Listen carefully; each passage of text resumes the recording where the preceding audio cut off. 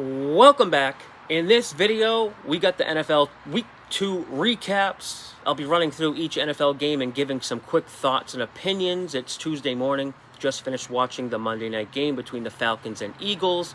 I almost want to start with that game because I do have a lot to say about that one, but I'll just go in order here.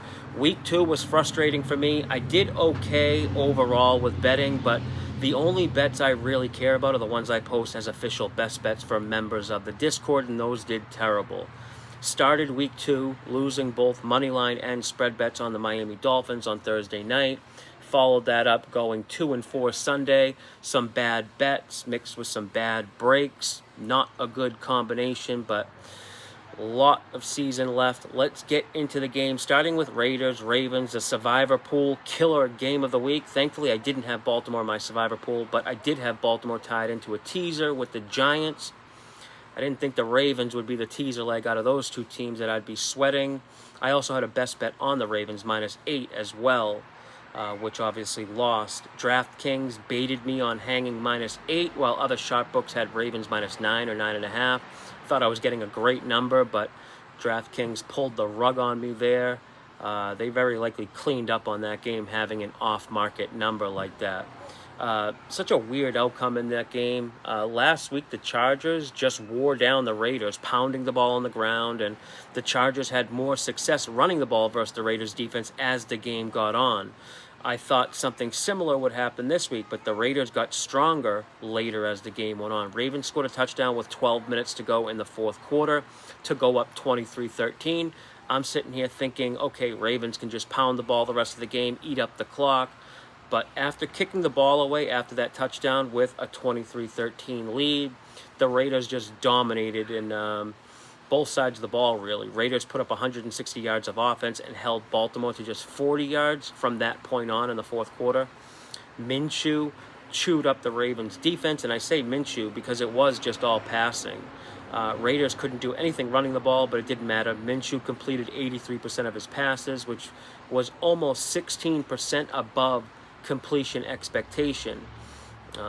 It's really just become clear the Ravens defense that was historically good last season, finishing number 1 in a bunch of different metrics, is not adjusting well in the post-Mike Macdonald era. Macdonald, of course, was the Ravens defensive coordinator last year, who's now the head coach of the Seahawks. And side note here, Macdonald was born in Boston.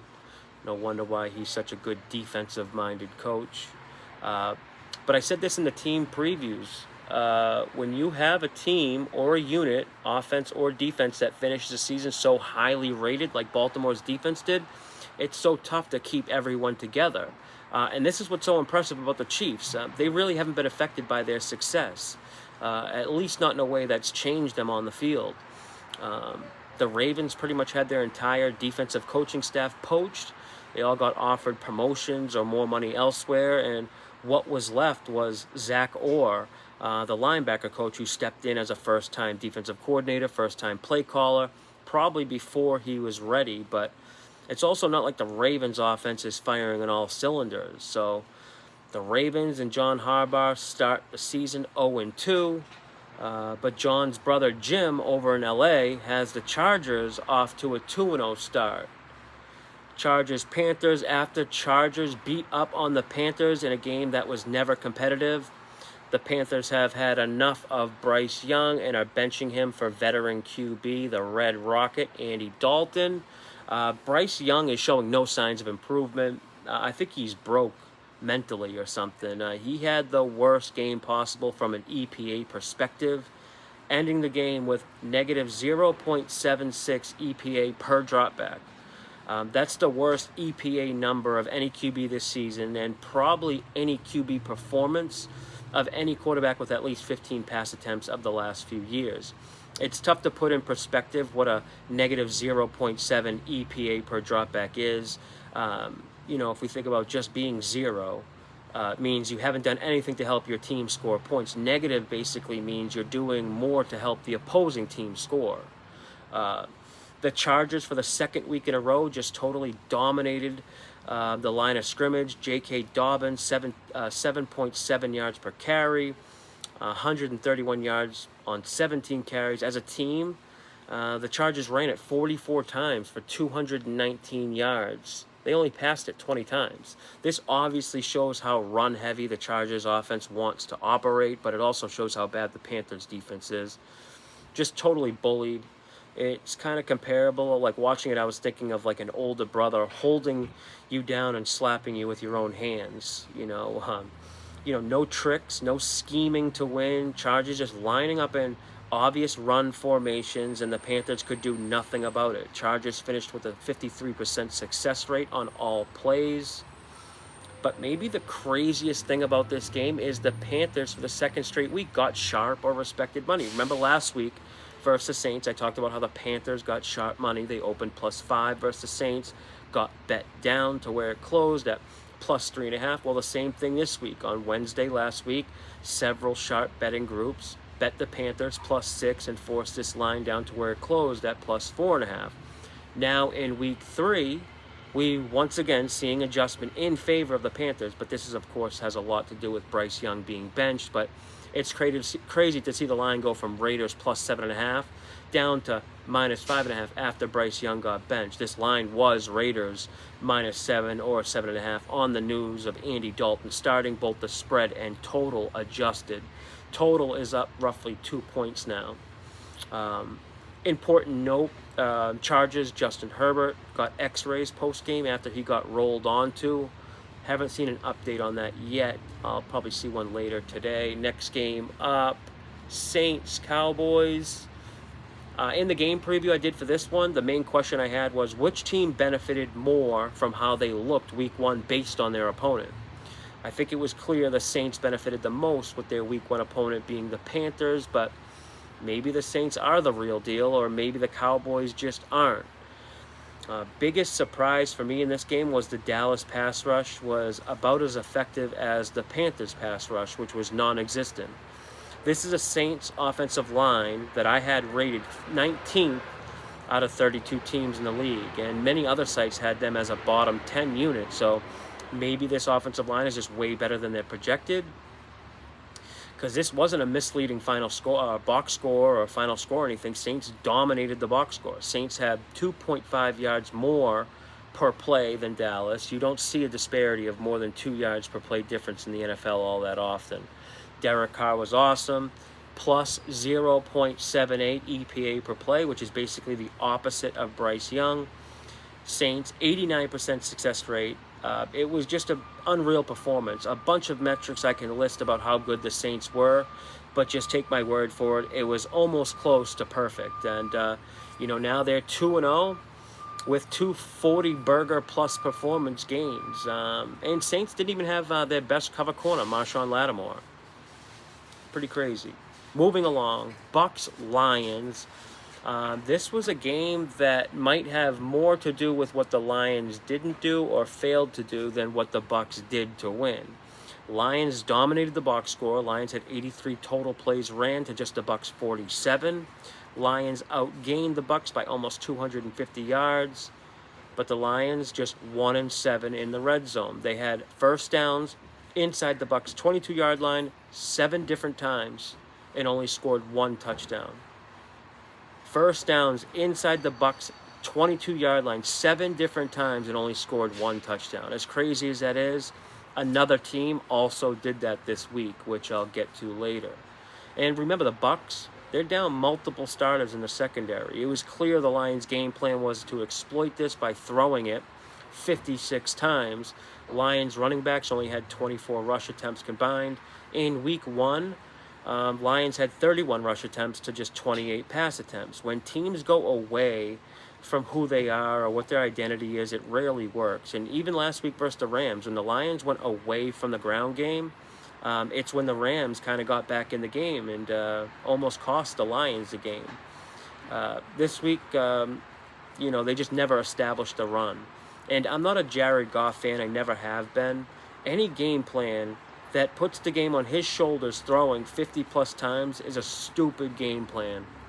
But I get it. The Bucs were down multiple starters in the secondary, but you just don't abandon the run altogether. Just makes no sense. It's not like you get Tom Brady back there. Baker Mayfield played a clean, mistake-free game. He was the Bucs' leading rusher, too. Ross St. Brown had a big game, but him not scoring a touchdown cost me and a bunch of members in the Discord big time. Several different anytime touchdown parlays would have cashed if he just scored a touchdown. Couple key injury notes from this game. Bucks nose tackle Vita Vea, he got hurt. He's one of the best run stuffers in the league. The Bucks defense is just already so banged up, and it's not even week 3 yet.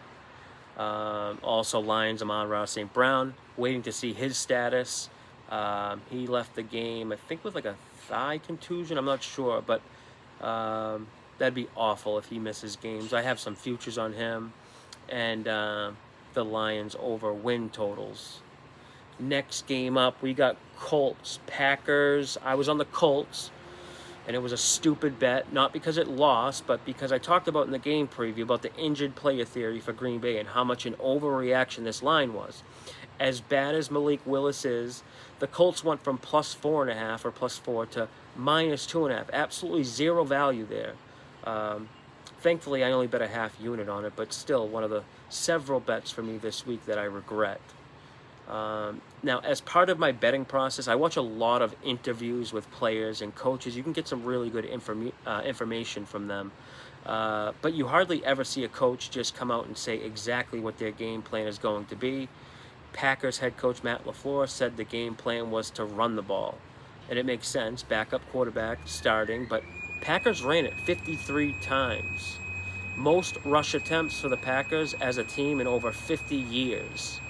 I don't know what that beeping noise is.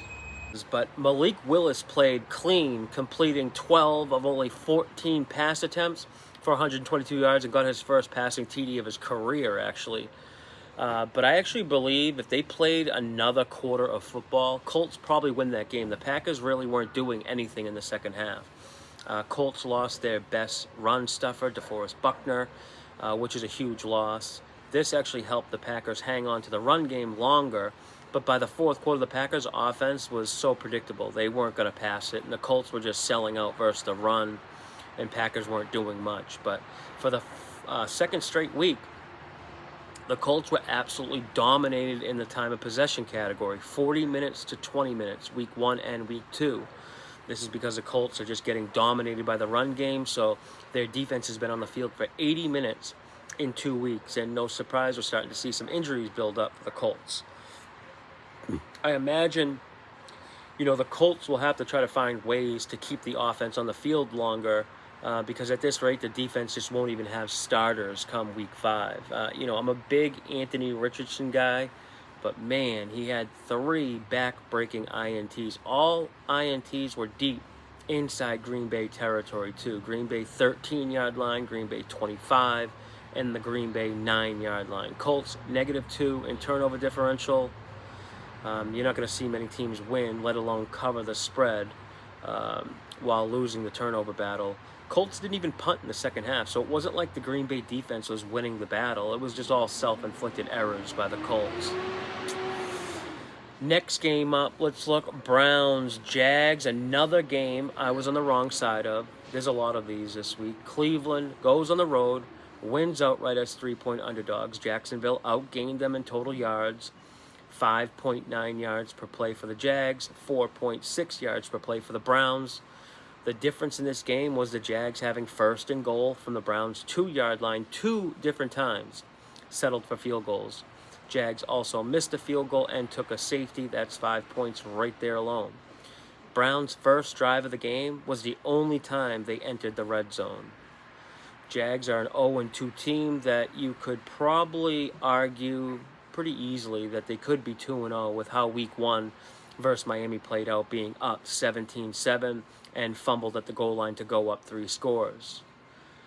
But then again, it's tough to say the Jags should have beat the Browns when Trevor Lawrence played like he did. He finished 13.4% below expected completion percentage, and that's pretty bad. Anything negative double digits for expected completion percentage is really bad. It basically means like you locate the open receivers but just miss the throw a shitload of times. This was a real frustrating loss because I do think the Jags were actually the right side, unlike other bad bets I just made. Next game up, we got Niners Vikings, almost the exact same score as last year's game and almost the exact same situation. I think last year's score was 22-17.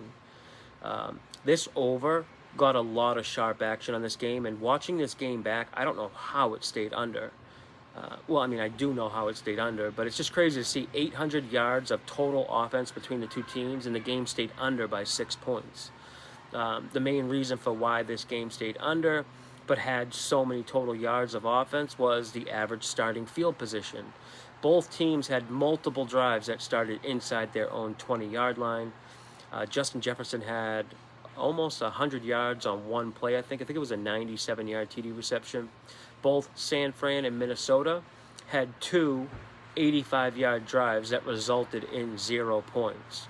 A lot of red zone turnovers. On the surface, Brock Purdy put up good numbers, but his advanced metrics don't look so good. Big disparity between passer rating and versus QBR, mainly because he turned it over twice with an INT and a fumble loss. So that's the main reason Sam Darnold outdueled Purdy, at least in those stat columns. Justin Jefferson's banged up with a thigh injury, I think. Or was that Ross St. Brown? I can't remember. And I think I saw Bosa for San Fran with a high ankle sprain. I meant to double check that before recording. But moving along, Seahawks, Patriots. This is a game I won, thankfully. And I did it by simply getting the best of the number. It wasn't like a game I was targeting. I talked about it in the game preview, how, when you see that there's a split number, I always try to take the plus 3.5 if it looks like it's going to close on 3. And I'm not going to lie and say it always works out, but I've been doing this a long time and have got pretty good at timing the market or using instincts and feel for where the numbers will close. Now, the only downside is this was a win that I couldn't post as an official best bet in the Discord, because even when I bet Patriots plus 3.5, majority of sports books had the line at 3. And really thought the Patriots were going to win outright. Seahawks were forced into a pass-heavy offense with the absence of Kenneth Walker, who was ruled out. And looks like he's going to probably miss this week coming up as well. Without him, the Seahawks only had 46 total yards rushing. Geno Smith threw it 44 times. That's the second most pass attempts in a game in his career.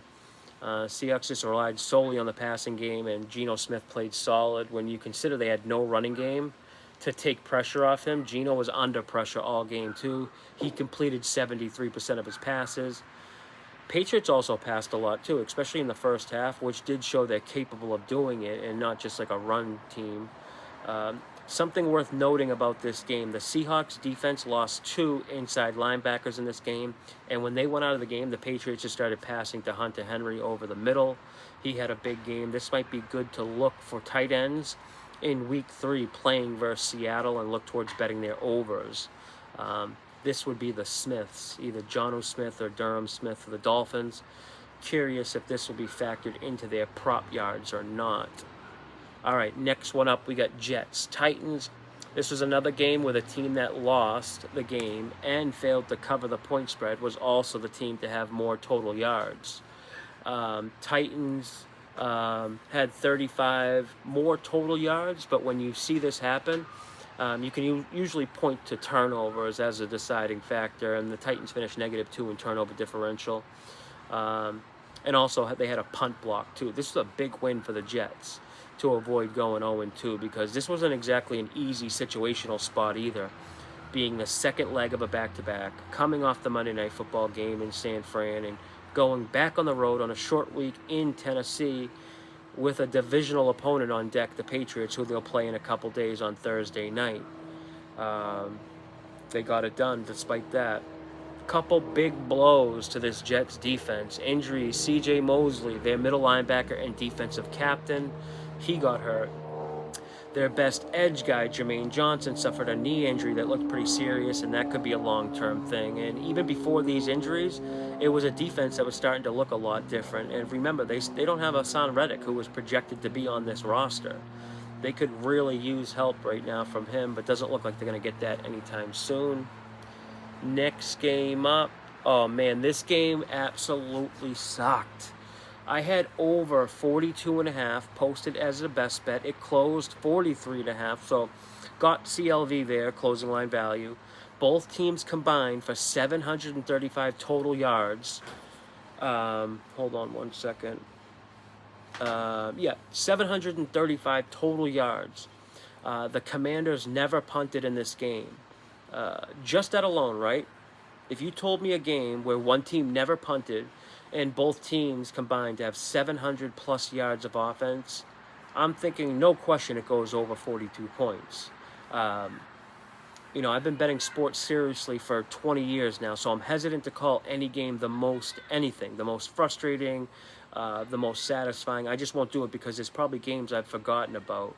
But watching this game back, even though I already knew the final score, I've never watched games live either. I'll watch them the next day on fast forward. I just think it's a much better use of time. But watching this game back, it was one of the most frustrating games. The Commanders had first downs inside the Giants' 20-yard line 6 different times and never scored a touchdown. 4 of those were inside their 10-yard line. 7 total drives, all 7 resulted in field goals. Every time I looked up when I was tracking the game live during the game, the Commanders were in the red zone. And Jaden Daniels, oh my God, just continues to throw short to checkdowns. He is like allergic to throwing it over the middle or for longer than 5 yards. The Giants were moving the ball too. They only punted twice all game. They actually scored 3 touchdowns, but because their kicker, Graham Gano, got hurt during pregame warm-ups, the punter attempted the extra point after the first touchdown, and he missed it by 25 yards. So next touchdowns, they went for 2 and failed to convert both of them. If they could have even converted just 2 of them, that would have been enough to get this game over the total. Super frustrating loss, but one of the many this week. Moving on, next up, I got Rams, Cardinals. This game, geez, I didn't bet it, but bounced back and forth between who I liked. In the game preview, I sided with Arizona, mainly because of how banged up the Rams were. But by game time, I was second-guessing myself. This was just total domination, almost 250 yards more of total offense by Arizona, over 3 full yards per play more. And it's everything I talked about in the game preview. The Cardinals don't do anything special on offense. They want to line up in heavy personnel, pound the rock with James Conner, and when the defense starts to cheat or add guys up in the box like the Rams did, that's when they hit off their receivers who are in man-to-man.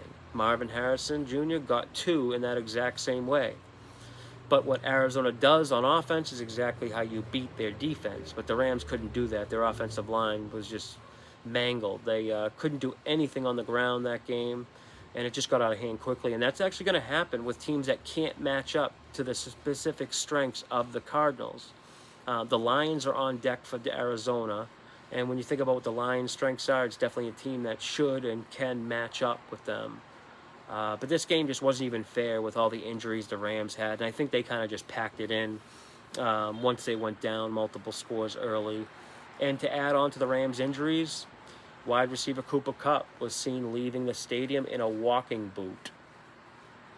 Next game up, Bengals-Chiefs. I had the over 46 in this one. I gave it out in the game preview I did, but it was another game where I bet it, but couldn't make it an official best bet for members in the Discord because the line I bet it at moved so quickly. These 2 teams combined for 51 points. To put things into perspective, back to that Giants-Commanders game, which they had 130 more total yards gained than the Bengals and Chiefs, but 12 fewer points. Chiefs found a way to win while being -2 in turnover differential, but the Chiefs did have a defensive touchdown, which helped. 3 plays into the start of the fourth quarter, KC's defense got to Burrow for the sack fumble recovery, and scoop and score touchdown. That was a game changer, obviously. Chiefs running back Isaiah Pacheco left the stadium on crutches and in a boot. This could be bad because it looks like it could be a long-term thing. I'll have a lot more to discuss with these 2 teams in the Week 3 game preview. But next one up, we got Steelers-Broncos. How about the Steelers now? 2-0 and the only unbeaten team in the AFC North Division. My under 8.5 wins for the Steelers future bet is not looking good. I gave out the under here in this game on the game preview, but yes, yet again, another game that was not a best bet because right after I bet it, the line dropped to 37. It ended up closing 36.5, and although it stayed way under, I just can't post an under 38.5 as a best bet, and members only get 37. You know, it may work out sometimes where it doesn't matter like it would have in this game, but it will also land on 38 sometimes and screw over whoever took the bet at a worse number. But this game just never threatened to go over. I don't have much to even say about this game besides the way Sean Payton managed the fourth quarter was just baffling. It's 13-0 late in the game.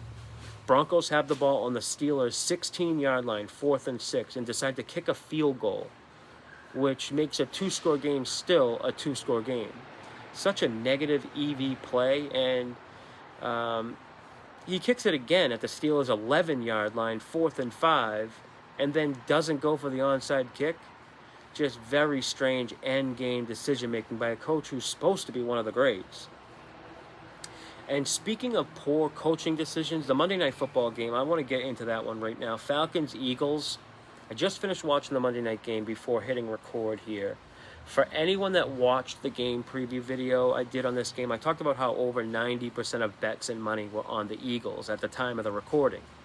The line was Philly -6.5, and I was questioning if it would go to -7 because all of the lopsided one-way action. Well, we all know now it didn't go to 7, but it actually dropped down a point from 6.5 to 5.5.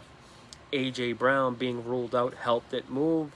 But that line closing 5.5 with all that betting support on Philly clearly showed the Falcons were receiving sharp action. And remember, for every one sharp bettor or respected bettor, there's probably 300 recreational bettors. I'm just guessing a number. But of course, my point is, sharps bet big, but it doesn't mean it's always going to outweigh the amount of money being bet by the public because of the ratio between public and sharp bettors. Especially in a game where it involves teams like the Eagles who have a massive betting bandwagon. I hope that kind of makes sense what I was just explaining there. But about the game itself, I have zero clue what Eagles head coach Nick Sirianni was thinking. What a choke job. And just to be clear, I'm not one of these guys who think I know more than an NFL head coach. I also understand how hard it is in the heat of the moment to make quick decisions. The coaches don't have the luxury of sitting around thinking about what to do, but there's just no excuse for a veteran coach to make so many bad decisions in a single game, and I'm not going to even run through any of them, but it makes absolutely zero sense to kick the field goal late in the fourth quarter inside the Falcons' 10-yard line. Why not go for it?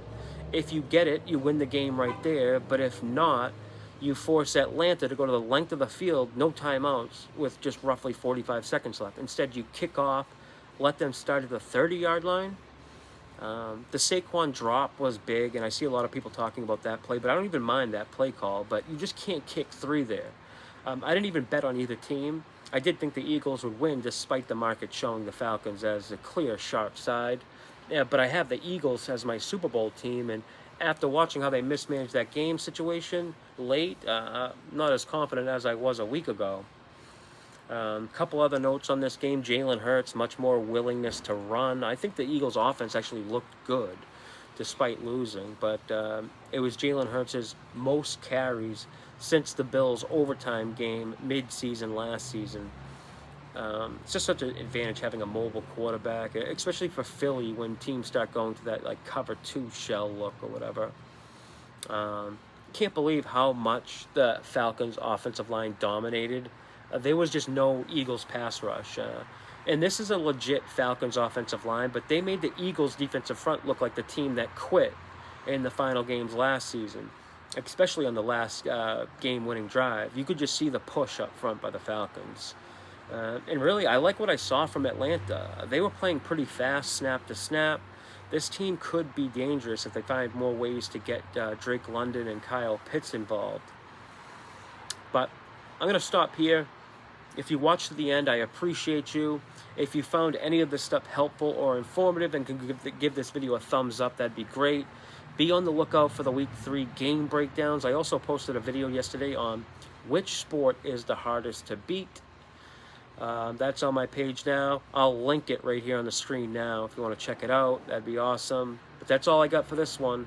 Week 2 NFL recaps. Until next time, good luck with your bets.